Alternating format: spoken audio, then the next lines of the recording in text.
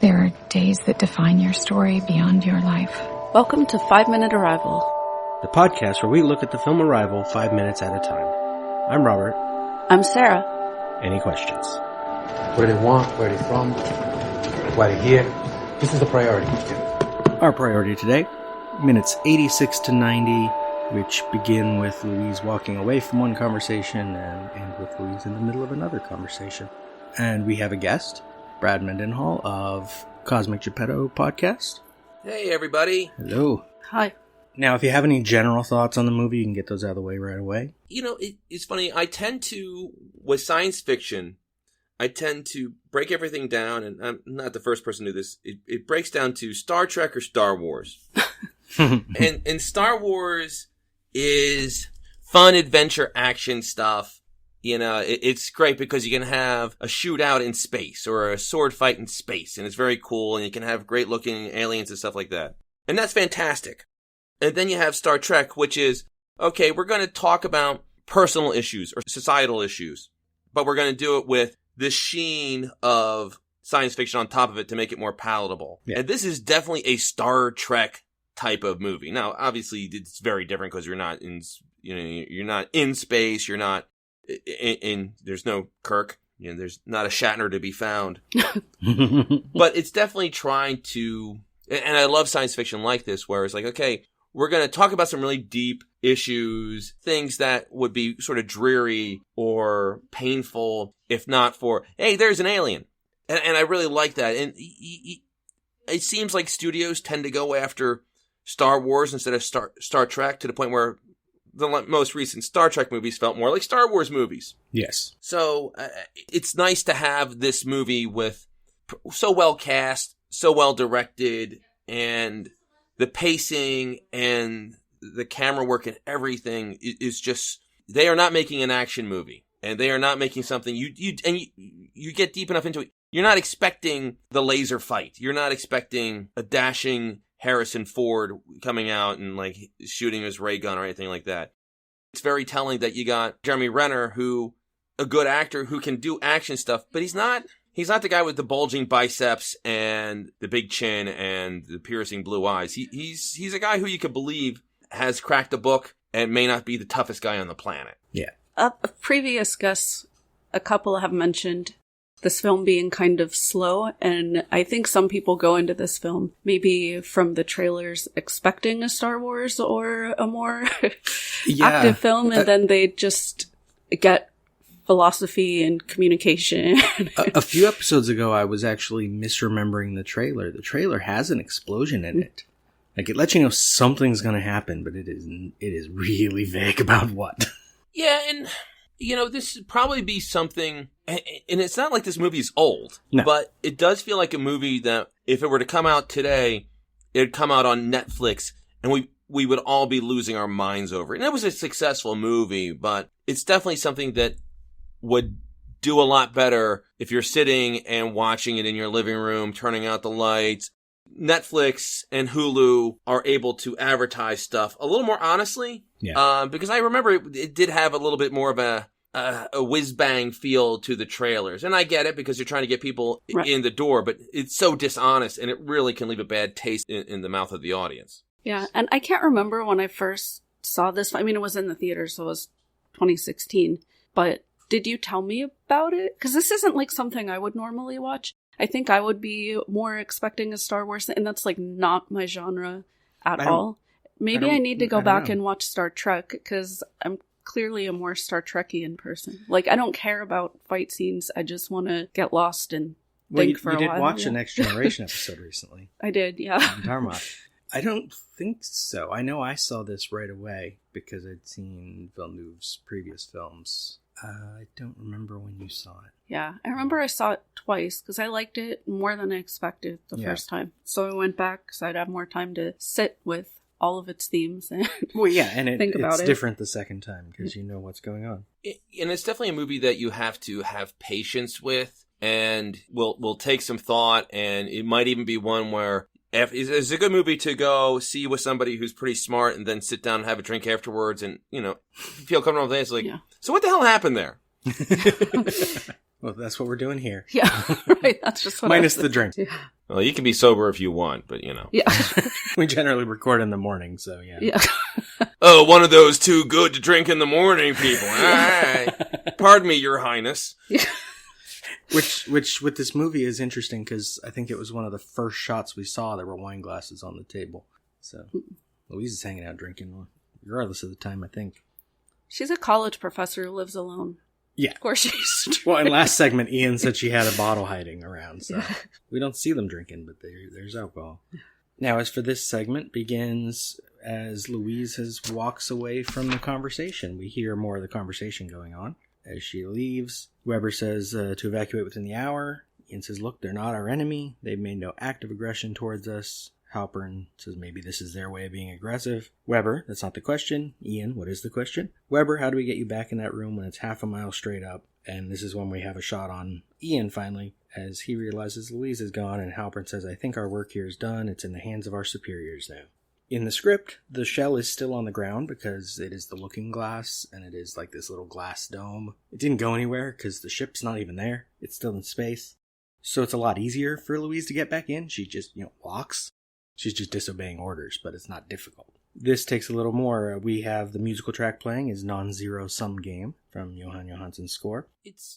And that's something interesting. Yeah, she just walked. She just walked in a Star Wars movie. She'd have to beat up 5 guards. And, yeah. They would have to have some scene as like, oh, well, she was former military and she knows how to take care of herself. And then, but no, that's not the point of this movie. The point is not to throw in that stupid action tropes every 8 pages or however they have it blocked out in most scripts.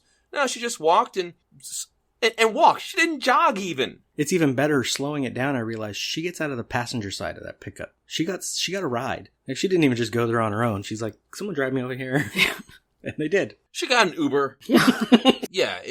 And you didn't even have, you have a really bad action movie where they have to add the screeching sound effects when Steven Seagal, because you can't think crappy action without thinking Steven Seagal, when he pulls up to the donut shop and there's a screeching sound effects when he pulls into the parking space. Like, everything has to have that action, that impact, that sound effects. It's like, no, there's just, she gets out of the truck and she's here. And there's a real honesty to that, because the point isn't to overcome a physical things in their way physically. It's okay, we got to figure this out, and the mental challenges and the emotional challenges, and that's when Villeneuve, that's what he's really great at, and is sometimes to his detriment, because I know after this he did the Blade Runner sequel, which was excellent and did not do well at all, because again he made Blade Runner a Star Trek movie and not a Star Wars movie, and which makes sense because the original movie was like that.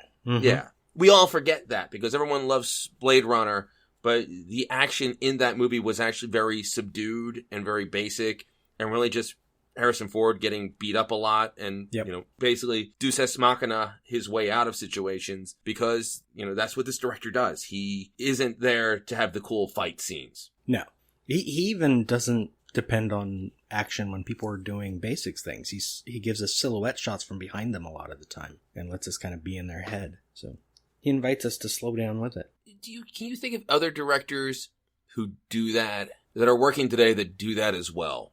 And it's the only other example I can think, and it's a weird one because he definitely isn't afraid of action, but Tarantino will take his time with scenes. He will, yeah.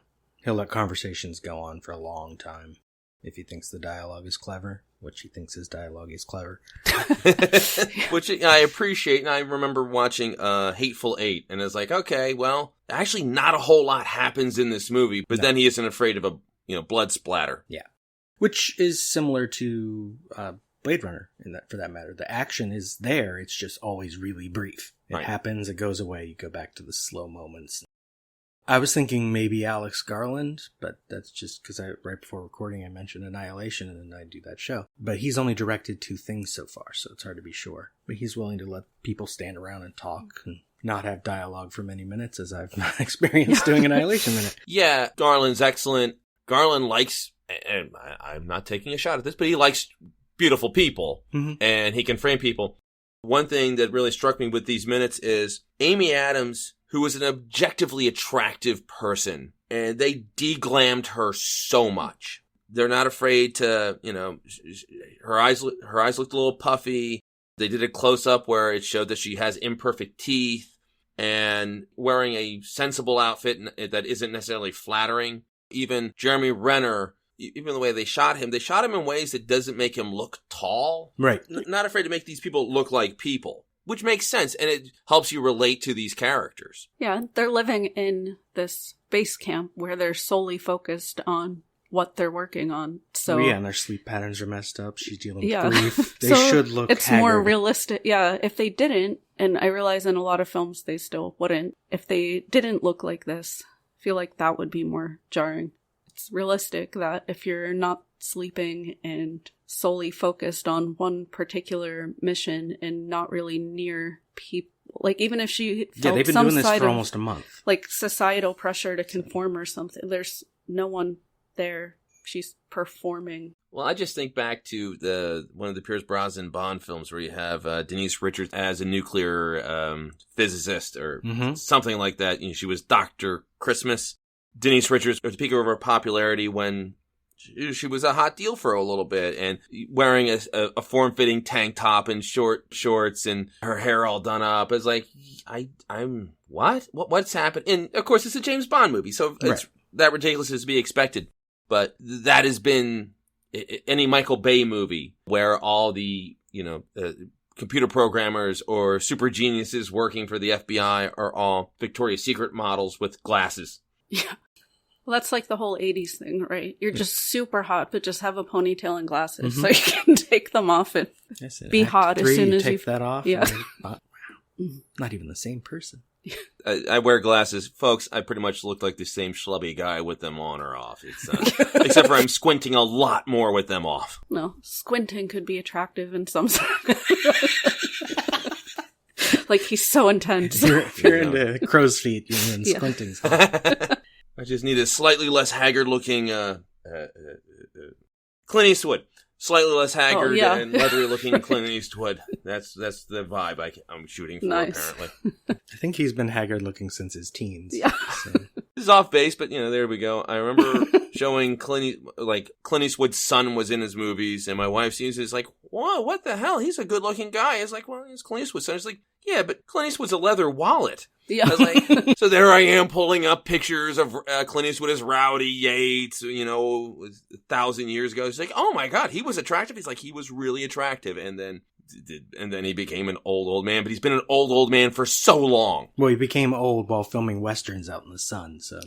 Yeah, that'll do it. We have a long stretch here of very little happening, where I was glad we're doing this 5 minutes at a time and not 1 minute at a time. Because 21 seconds into this segment, we're already outside. Louise is getting out of the pickup. And so we only get a couple lines of dialogue for a while. As the pod thing that she saw come out of the shell. Oh, no, she didn't see it. I forget what she saw last time.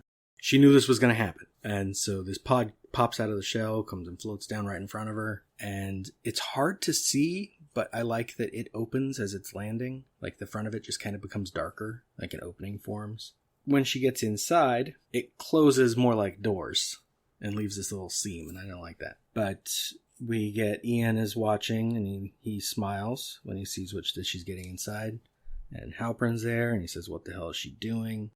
Minute 13 in, we're inside the pod, and we're close on Louise in this darkness as it gets darker, and the doors close. And then the pod shifts, it's rising off the ground, and Louise kind of falls a little. And the thing starts to fill with fog, smoke, mist, whatever. She doesn't know. And she says, oh God, no. Then she kind of gasps, coughs, and then is able to breathe. And it made me think of, I've mentioned it on the show before, but a different part of The Abyss, when they make the rat and Ed Harris breathe liquid. Okay. Relax now, bud. Just relax. Bud. Relax now, bud. Watch me. Relax. Okay, watch me. Watch me. Okay. Doing fine. Now, don't hold your breath. Take it in. Just let yourself take it in. Take it in. That's it. Oh, man. Don't hold your breath now. Take it in. There you go. Don't hold your breath. Take it in. That's it. There you go. What? This is normal. It'll pass in a second. It's perfectly normal. This is perfectly normal. We all breathe liquid for 9 months, bud. Your body will remember. That's it. That's it. I don't know if this is liquid, though, but it's something like it, because they do swim around in it. And that would be oxygenated fluorocarbon, which you can breathe instead of oxygen. There's a great tension with this movie. They pull off a trick that isn't easy to do, where you don't feel like the threat is from the visitors, like that they're a malicious force or anything like that. But you do feel like they don't, because there's this gap of communication, this gap of understanding, whatever they do, whatever they pull her into, even if it's not intentional or she's in danger, perhaps her life's getting not in danger, but she's going to experience discomfort and pain, and she's going to suffer to communicate with them. And you're always worried, it's like, okay, what's going to happen to her next? And could she end up, is she going to come out of this all right? Because they're not human. They don't, and they are, in a way you worry, it's like, okay, whatever they're going to do, they can't communicate. It's like, hey, there's going to be discomfort. This is going to hurt, but you're going to be okay. So she's going through, and Amy Adams is such a good actress that she conveys the fear very well. I think that's a really good point just about communication and about growth from communication in general, that growth, when we communicate, when we become closer, is sometimes a very painful process. We're learning things maybe we don't want to learn or don't think that we want to learn about other people. We're having painful conversations. We're having discourse that's not easy. And I think that feeling makes sense for the film based on, just how we grow from our acts of communication. We've all had relationships with our parents or people that we're in a relationship with, or siblings, where you can tell, or afterwards you can look back as like, oh, the reason why that relationship is so poor, or it ended, or we don't talk anymore, isn't because of a profound difference in philosophy. It's just, I didn't know how to talk to that person. And I didn't know how to understand them, and they didn't know how to talk to me. And you sort of, with the wisdom of hindsight, you're like, oh, that's what they were trying to say, or that's what I should have said. It's painful. It's painful to realize the things that the people that we've lost from our lives, or the relationships that are just different than they could have been because of that inability to really connect. Yeah. And usually our regrets come from the lack of connecting. I mean, sometimes, yes, you can share too much, or it can be actual verbal fights and altercations. But even research shows with relationships, it's stagnancy, it's secrets, it's a lack of being willing to trust and communicate. And then the growing contempt that comes from that stagnancy and avoidance that destroys more relationships than verbal altercations. It's weird because when I was young, I grew up in a house with parents who didn't really discuss emotions with us, or didn't really, they didn't have arguments with each other. And so I never really got to see how to manage a conflict in a healthy way. And when I moved out really young, I moved in with my boyfriend. Was a teen mom, as a lot of people knew. And when I first spent time in his house, his parents would just argue with each other, sometimes would even just yell at each other. And I'm not saying that's a healthy way of being either, but I feel like that at first it was so jarring and shocking for me to experience. And he's just like, no, everything's cool. Like, my parents are just like that. And they stayed married until his mother died. And once I got accustomed to the fact that they were just louder people with each other, in many ways I found their relationship more healthier and their family healthier than what was going on in my house. I don't know if that makes sense, but I'm like, oh, they're actually verbalizing these things, these small things, and it's allowing them to just move past it and live their lives, rather than this growing silence or contempt, or sweeping things under the rug, or not dealing with issues. Yeah, well, I came from I come from a loud family, and and I have embarrassing parents. I had embarrassing parents because Dad would say what was on his mind, and he had sort of a cutting sense of humor, and my mom, a little more cerebral perhaps, but still also had a pretty cutting and dark sense of humor, and they would talk through stuff, and you think, oh, this is unhealthy, or geez, what are they doing? But then I would spend time, especially when I got to college, and I would have friends or a girlfriend or whoever who the parents perhaps seemed a little more put together, a little more cultured or whatever. I was like, oh, but they're actually terrible parents or they don't know how to be a parent, and seeing the actual damage that can be done. It's like, oh, my parents, and that's sort of when I learned. I was like in my late teens, early 20s, like, oh, my parents are actually fantastic.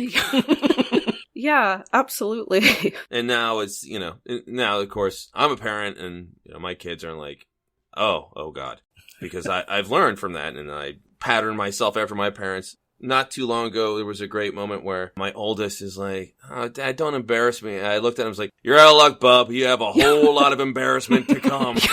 It's going to get worse before it gets better. And he just rolled his eyes and walked off. He's like, yeah, keep walking. Yeah. So funny how we decide, like, what to take from our parents and what not to take from them. And do we decide? I don't know. Sometimes, I mean, for me, part of it's been an active choice. Okay. But what's interesting is sometimes you can, in some areas, like swing the pendulum too far the other way. And then you're like, oh, maybe that wasn't the best. Like, my parents didn't share anything. Like, maybe oversharing isn't a great idea either. Maybe, like, they did this way. And it's like, we all end up screwing up our children in new and unique ways. But hopefully we get better. We improve upon. We use what we learn and we decide what to do and what not to do. We hope. Yeah. But inevitably, we're still going to make mistakes. And I don't know how far this veers off where we are in the minute now. But Louise will be a parent. She's in a pod floating through the air. We can go wherever we want. Well, I want to know from you guys, and perhaps you've talked about this before, but Amy Adams seems such a perfect person to have star in this movie. Aside from the fact that she has some box office credibility, she is a multi-time Oscar nominee. I mean, she's a good actress who has successfully led movies. But also, she's not glammed up. She doesn't need to be glammed up. It's not like she's not like Beyonce, where you need to make sure she looks great every second. Is there anyone else that you could see successfully leading this movie? And I only have one other thought. And I want to see if you guys come up with the same actress that I did. Someone else who could have competently led this movie without changing what it is. There's probably a bunch, but I'm not thinking of... It's tough because to become a lead actress who can, carry a movie like that, often there's so many factors that go into it. You're going to be a sex symbol. You're going to be glammed up. You're going to be... and Charlize Theron, I guess, would be an example of somebody. And Charlize Theron is a great actress who hasn't been afraid to not be glammed up. I'm thinking of Monster. Yeah. But, I can't imagine if they put Charlize Theron in this movie, it would be a different movie. Yeah. Because you're literally putting one of the most attractive human beings on the planet that even when she did the Mad Max movie, even though shaved head, mechanical hand, she still looked amazing. Yeah. So, there's not too many actresses to get to that point in their career where they can lead this movie and still not, and still be able to portray it the way she does. Right. So, yeah. I mean, I'm curious because I like I said, I can only think of one other person. I mean, for me, Sandra Bullock, I think, could do that. Oh. And I'm thinking specifically the one that she did in Space, even though, again, a very attractive woman, but isn't afraid to not be glammed up. First person I thought of, you might both really disagree with, but Margot Robbie. She has a really good range. Yeah, when she was the ice skater, Tonya Harding. Tonya, yeah. That was the first image I had pop into my mind when you asked the question. So it's tough because she is a staggeringly beautiful woman, but yeah, she has been able to, and you think of when she was in Wolf of Wall Street or The Big Short, where she hasn't been afraid to be, she definitely isn't afraid of her being great looking, but yeah, she also will play Tonya Harding. Mm. Yeah, she can pretty much do anything. Yeah. All right, you have to go for one now. No, the first one I thought of wasn't a good one, I don't think. Then say a bad one. No, I mean... You can say that one. No, the first person I thought of was Jessica Chastain, actually. Oh, yeah. Honestly, I think that's a pretty good choice. She has really good range, too. I think she's a lot taller than Jeremy Renner, though, so they might shoot it differently. Yeah. But... Well, even this movie, I think, could survive with the lead actress being taller than the lead actor. Oh, it could, but Hollywood has a tendency to not let that happen unless it's part of the plot. I remember... Here we go, folks. We're getting deep. I remember when they did the... Three Musketeers movie with Kiefer Sutherland, Charlie Sheen, and Oliver Platt. They actually, apparently, allegedly they had it in the contract that Oliver Platt could not be in any scene standing with Charlie Sheen because he towered over him so much. Yeah, that certainly happens in movies. I'm wondering, is it really that much more difficult to film? Because I know people, like an actor who is 6'6". It doesn't make it difficult unless there's more than like a foot difference, because then you literally can't shoot them next to each other. Yeah. You have to angle cameras in weird ways. The actor I knew who was 6'6" ended up doing a lot of voice work, and you've heard him in a lot of trailers, because I think they only have a few people actually do major movie trailers. But he tried to be an actor for years and kept getting told he was too tall. Yeah, once you get to a certain height, you can only play tall characters, and most characters don't need to be a certain height. Yeah. It's not part of who they are, so it limits you. I remember there was an actress who ended up doing a lot of exploitation movies, and she would pop up she would end up playing like a dominatrix in Naked Gun 2 or stuff like that. And Julie Strain. Okay. And she actually wrote a book called 6'1" and Worth the Climb. And she talked about how because she was so tall, she never got considered for roles because they didn't want to hire an actress who was a foot taller than Tom Cruise or whatever. Yeah. I'm not sure that was the only reason, but yeah, she found her niche. Yeah. Yeah, she and I guess what was it? Geena Davis is particularly tall. They have had some actresses. Sigourney Weaver is also pretty tall, but even them, Sigourney Weaver and Geena Davis, because they have that imposing height, don't always do wouldn't do rom-coms. Well, yeah, those are two that they're older, but they could also do this part. Yeah. Oh. Sigourney Weaver, Geena Davis. Yeah, Geena Davis could probably do this part. Yeah, it would have been great. This would have been great, Geena Davis in her prime, because she always had such a hard time finding roles. Like, yeah. I just recently watched a video about Cutthroat Island. I was like, oh, yeah, they did her dirty. Now, we left Louise floating in the pod, filling with gas, and suddenly the wall opens up again into a big bright white space, and we see a glimpse briefly of there's a window behind her, which we'll see in a later shot is definitely the window to the nave, so she's in the room the aliens are normally in when they talk to her. And I love the floor. It looks like a microscopic version of like the ocean surface. It's a bunch of little really sharp bumps. But then she's just standing on it like maybe it's a carpet. I don't know. Yeah. Just the design, and all the designs are so good in this movie. And I looked it up, and this wasn't a hugely budgeted movie. No. I think the budget was $40 million. Yeah, that sounds... Something like that, yeah. Which is plenty of money. Yeah. But for this type of film, that's not a huge budget, and they definitely got the most out of every nickel by doing smart design work. And it just looks great, and everything went into the feel of the movie. Nothing that I saw in this movie made me think, it's like, oh, well, that doesn't feel like it belongs here. Like, they're really a great uniform design. We've talked about this before, this idea of screens and how screens are used throughout this film. And media scholar and professor Lev Manovich writes about the society of the screen, or how screens are pervasive in all aspects of life. Talked about how this film is even kind of aged between 2016, like when this film would have been made, would be like the 2015, I'm guessing. Yeah. And that's right around the time that smartphones specifically were like increased. Obviously they existed before that. Yeah. But by the mid-2000s, the majority of people in the US had smartphones. We see this like technological landscape of the film kind of falls into the background, and she's actually integrating like with the screen. So we've seen her be like afraid of the screen early on. They weren't approaching, standing in front of it, communicating, touching it. And now she's actually become one with the screen. And we're living today primarily in or through screens rather than on or with them. Like we, in a sense, have also merged with screens. And they're the primary way through which our being, especially, I'd say, teens, people in their 20s, even 30s. Yeah. Raised with phones. Yeah. Oh, yeah. I get that report from my phone of how much screen time. I was like, wow. Right? I'm not even going to say mine. Usually when my students report theirs, unless they're underreporting, I usually have more than them, so it's not good. But as we become enmeshed with screens, we're living and experiencing life now in multiple spaces and spheres, and this is shaping our identity. And Louise, again, has now won, basically, with the screen, and her oneness with the screen, that transcendence, partly through the language. Yeah.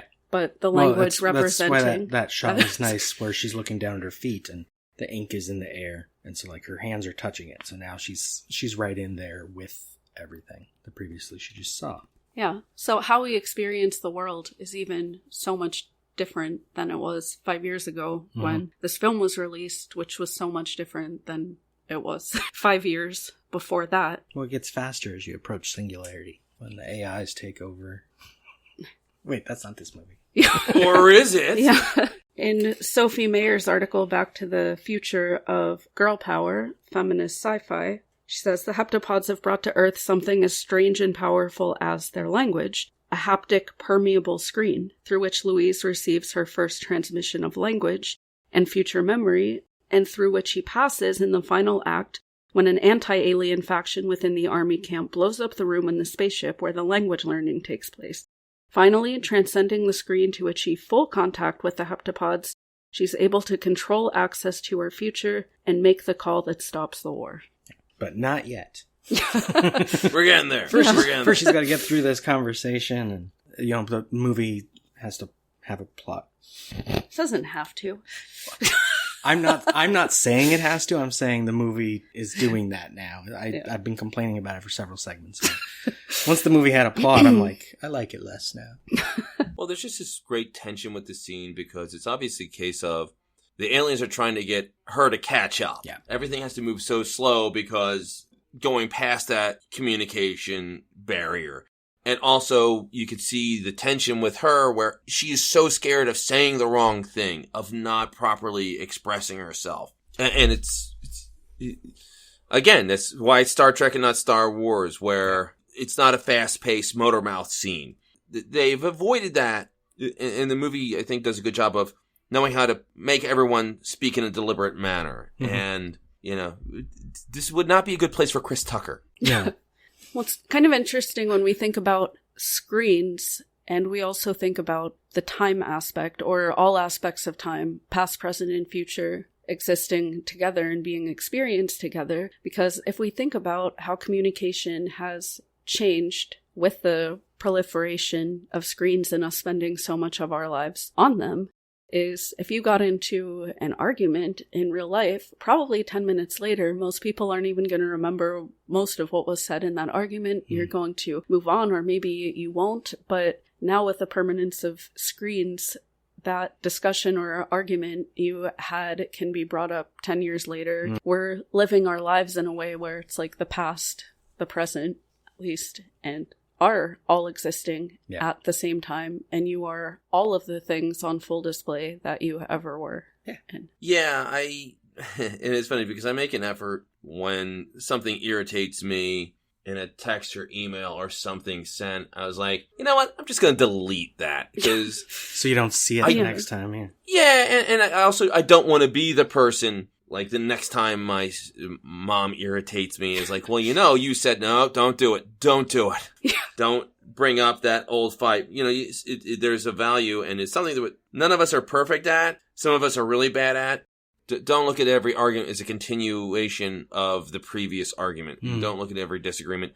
And don't turn every conversation you have into a gotcha thing. Yeah. There are exceptions to that. There's definitely a thing, the 170th time where your dad says something stupid is like, okay, well, you've been saying this stupid thing for a long time, so let's stop it. Yeah. Not at all am I talking from personal experience. No. There's a term for that in communication. It's called kitchen sinking, where essentially you just throw everything into the argument. Oh, definitely. Yeah. It's a trope. Right. The husband and wife getting into the argument, and she brings up how you ruined her baby shower 20 years ago. It's like, okay, that's your go-to. That's your nuclear option. Yeah, and then usually when that happens, the other person's just going to shut down. because Yeah. they're not going to be engaged in, like, they know that you're not really engaging in a discussion in good faith at that point, so. My thing that just made me think of is the apple in Funny Farm. Their first night in their house, she eats the apple and then says there was no more food. And then, like, long time later, they're getting so many divorced stupid things. They're arguing. And he's like, what about the apple? It's like, what apple? She doesn't even remember it. Yeah. What about the apple? What apple? What apple? You know very well what apple. The last apple. The one you ate when we were practically starving. After you ate the last banana. Are you serious? Don't try to deny it. I stepped on the core. Don't worry. I'm willing to concede that our marriage has been just a series of mutual betrayals. He's kept that in there. Filed it away for later. The heptapods don't have to file it away for later. They just remember everything. Well, and time has less meaning. Yeah. Or different meaning. All of the arguments are happening at the same time for them. It sounds really stressful. Yeah. They're very stressed. Louise is in this white space and a heptapod swims by. And then I think I can't tell if it's just supposed to be Costello's really fast or if there's a second heptapod in here, because there shouldn't be. Because it swims by twice and then Costello walks up behind her. And this is when the camera rises to show what Costello actually looks like, and I wish it didn't. But I'm already on record of complaining about the ultimate alien design in this movie. I love the bottom of them, but not the top. Who did the design? Oh, crap. I don't know. I said his name many episodes ago. I'll find it. Alien designs are tricky. Yeah. And especially for something like this where you're trying to make them look, you're definitely making them look alien and also sort of foreboding, but you don't want them to be the Predator from Predators or have them too much like the aliens, or do you? And designing aliens is tricky. Carlos Swante? Okay. That's who this article's citing, at least. Yeah, that sounds right. Carlos Swante. There was another guy who Designed did the designs, Peter Koenig, who did designs Mhm. first, but they didn't use his. I actually talked to him about being on the show, and he was like, no, you should get the other guy. Like, well, I suppose it's fine. Oh, Carlos Swante also was a designer for Blade Runner 2049. Yeah. Okay. Yeah. And countless other films like Star Trek Beyond. So apparently he has like a style that we've been talking about. Yeah. Prometheus and Hellboy. Nice. Yeah. It's, I mean, there have been so many movies that haven't revealed, just decided, heck with it, we're not going to show the alien, we're not going to show the monster. Thinking of Bird Box. Yeah. Yeah. Where they had designs for the monster, and it's like, well, that looks terrible, let's just not show it. Mm-hmm. And sometimes that's a way to go. Yeah. Yeah, it's hard with Alien. It's like, because your imagination will do so much more work than actually seeing the monster most of the time. I'm not saying the heptapods are monsters, but just in a general sense in those types of films. Like, what would be the monster? Yeah. They're still... Just anything other. Yeah. So, yeah, we've described it before, but the heptapod in its full form is... That hand at the bottom is just... It's limbs, and then it has a long torso that I think is a little too humanoid, because it's got what looks like a head on top, which doesn't make any sense. Including in this segment, the editing makes that not make sense. But Costello says something, we get a shot of Louise, we get a wide shot, which I love this one, is Costello really tall, Louise really small, and we can see the screen that they're normally on the other side of, off to the side, and all in this white space. They all look slightly out of place, but it also looks like they all fit there. Yeah, it's nice like shot. Disoriented or disorienting. Mm-hmm. And with the white, it like recalls death scenes or like transcending over into another plane as well. And it's like Louise is crossing over here into another plane of existence. Mm-hmm. The old Louise is dead, and how she's going to perceive and process things for the rest of her life is and changed. In the script version, with the looking glass being sort of this weird like dimensional space that connects to their ship that's still in orbit, she's technically going to space in this moment. So she is leaving Earth. Right. The movie, it's more like she's there in the shell, but it's still she's in their environment and breathing their air or whatever this is. I like, there's a shot, Costello says something, Louise she's looking up at the top of him, which seems to be where the sound is coming from. But then she lowers her eyes to look at the part she's used to, which looks kind of like a face here, although there are no eyes. They don't have eyes. This bothers me. I'm fine with it, but I like the design in this story with the 7 eyes. Mm-hmm. So she looks down at this regular part, and it's like she sees a face that she's used to, and it's Costello. And that's when she says, Costello, where's Abbott? And Costello says and writes, which I like, he releases the ink with one hand but manipulates it with another, so he's in a mood. And he says Abbott is death process. And we get a subtitle for it, because Louise can speak heptapod beat. She knows the written language. She can't keep up with her spoken stuff yet, but she can do this. As it dissipates, we get an angle that includes Costello, and we get Louise. This is where we got that shot of her looking down at the ink in her hands. Right. She just kind of touches it and moves on. It's a cool scene. Like, she's allowing his words to just flow through her fingers. Mm-hmm. She can't grasp it or hold onto it. No, it's so good. Just the concept of death process and showing how these creatures even view that differently. Yeah. Because just the terminology, it makes it feel like it's not like we could even understand emotion, the emotions of these creatures, unless they really want to make it obvious and over the top. You definitely get a feeling like there's an understanding that, like, oh, this is part of the cycle, and because time has so many different meanings, as we come to understand, this isn't something that you get the impression that this isn't something that they're necessarily mourning. It's just this is part of the process in the film. Yes, yeah, right. The script goes more tropey and cliched. Costello says something, and Louise looks. We get a shot looking up at Costello's head, whatever's at the top. She says, "I'm sorry. We're sorry." And then we get the shot of Costello's, what I put in quotes, his face, which is the bottom part, which I think this edit makes it look like I don't know which part is which anymore. And on this shot, he's breathing. The bottom part is expanding. This should be the entire freaking alien. And I don't like it. In my note, I called it a silly movie. Because I love this description from the story. They say it looked like a barrel suspended at the intersection of 7 limbs. It was radially symmetric, and any of its limbs could serve as an arm or a leg. Its limbs had no distinct joints. Its torso rode atop the rippling limbs as smoothly as a hovercraft. 7 lidless eyes ringed to the top of the heptapod's body. And that's all the description we get for them. Basically, this little round thing with 7 limbs and 7 eyes. And in the script, they say they are elegant, lithe creatures, bipedal, but with 7 appendages along the torso that serve as arms. The arms are spread equally around their cylindrical bodies, like spokes of a wheel. Their heads have eyes and holes that might be mouths or nostrils, or both. Their necks give their head complete rotational movement, 360 degrees. Material that doesn't seem organic to their bodies is draped around their arms near the shoulders. This is the closest thing to clothes, and a quick way to identify the 2 aliens from each other. Which, they got rid of that for the movie. It's nice. They don't have this long torso and extra head up at the top. I don't know. I don't like You just don't like it. You just don't like it. I love parts of it. Like, I love that the ink is organic in the movie. Because it's not in the script. I love that it comes out of them. Because that's very alien. Yeah. They write with something in the air. They get some, and they get some stuff right. They get some stuff, not even wrong. Yeah. But definitely, there's 1,000 ways they could have gone with it. Some of it just doesn't quite, just isn't going to click with everybody. No. It's tough. It's, like I say, aliens, monsters, other creatures that are other.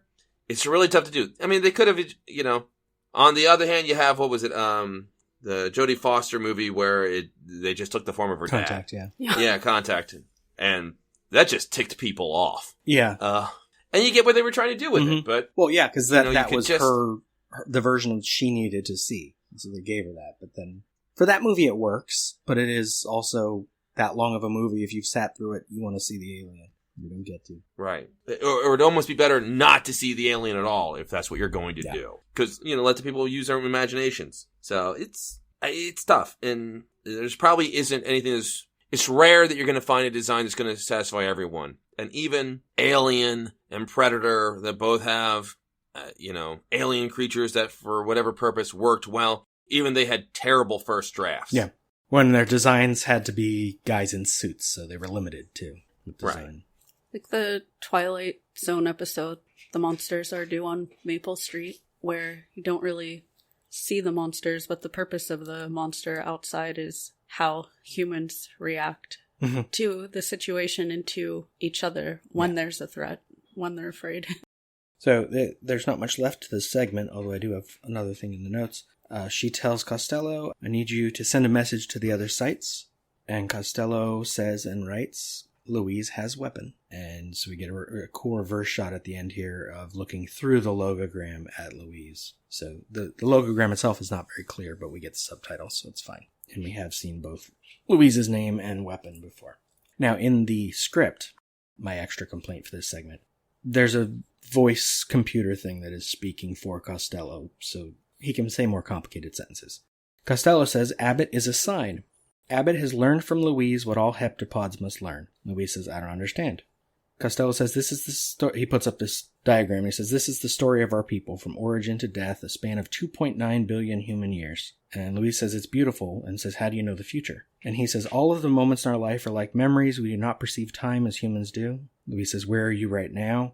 And he points at part of the thing near the end of their diagram. And he says, the end for heptapods is coming. This is why we are here, to learn from you and to help you. She says, learn from us. Learn what? Getting annoyed before I get to it. Because he answers, the power to choose, not to follow the path of our story, to break from what we know is to come, and to choose the unknown instead. That is the only way for us to survive now. And she asks, was Abbott supposed to die in the explosion? Was that his story? And Costello says, no. Abbott chose a different path. He broke his future, and by his death he has shown that all heptapods are free. Which ruins one of the things I love about them, is that their experience of time means they don't have that need to be free like that. And but they cut that from the film, so that's good. But then they have, we'll get to it in the next segment, that they're going to need our help in the future. Bugs me too. It's a little too human. Yeah, we find out they're playing the long game.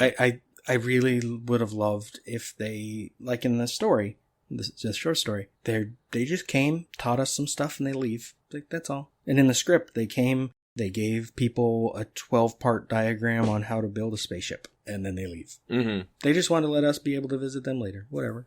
They're being nice. In this, no, they need our help later, and we're going to be awesome, and humans are the best. When they had a nice Buddhist thing going. Yeah, it would have been nice if they felt more altruistic. Yeah. But I wonder. I wonder how many script revisions did they land on before they finally got to that point. And in the original story, Louise is narrating, she explains, the heptapods are neither free nor bound as we understand those concepts. They don't act according to their will, nor are they helpless automatons. What distinguishes the heptapods' mode of awareness is not just that their actions coincide with history's events, it's also that their motives coincide with history's purposes.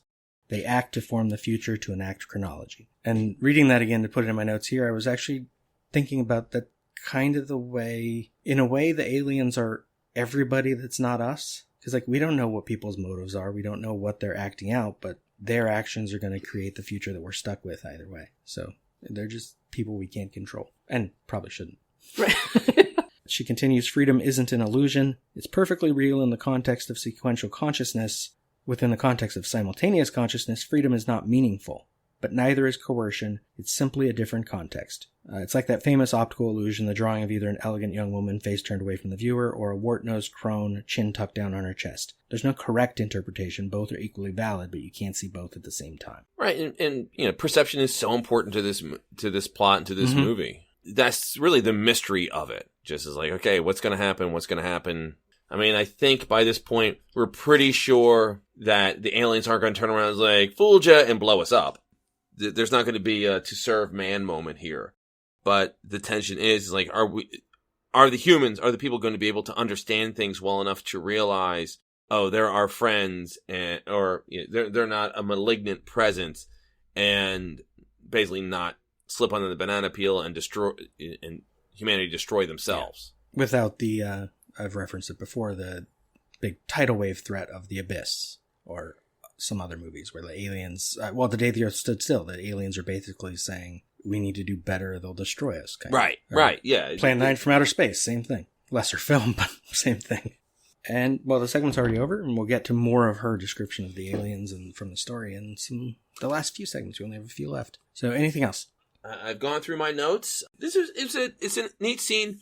It's a scene that does a great job of encapsulating the movie, where everything that is cool about this movie.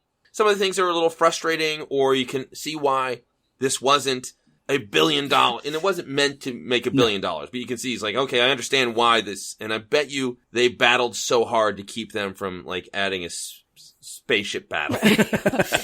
Yeah. So this is a great, and thank you guys so much for having me on and for giving me some really cool minutes that like shows what this movie's about. Thank you for coming. Yeah, And thank you. if the audience wants to hear more of you, where can they find you? I am the co-founder and host of the Cosmic Geppetto podcast, where we talk to cool people about cool stuff. Both of the Blacks have been on the podcast and have done a great job contributing. You guys are two of my favorites. Oh, thank you. You're definitely one of my favorites as well, and it's such a good show, so second the recommendation. We're on Twitter at Cosmic G Pod. We can be found on all your favorite podcatchers, and we would love to have everyone join the fun. So, guys, thanks a lot. This has been great. Yeah, that just happened. Thank you for listening. Follow the show on Facebook, Twitter, and Instagram at 5 Minute Arrival. Or go to lemmingdrops.com for links.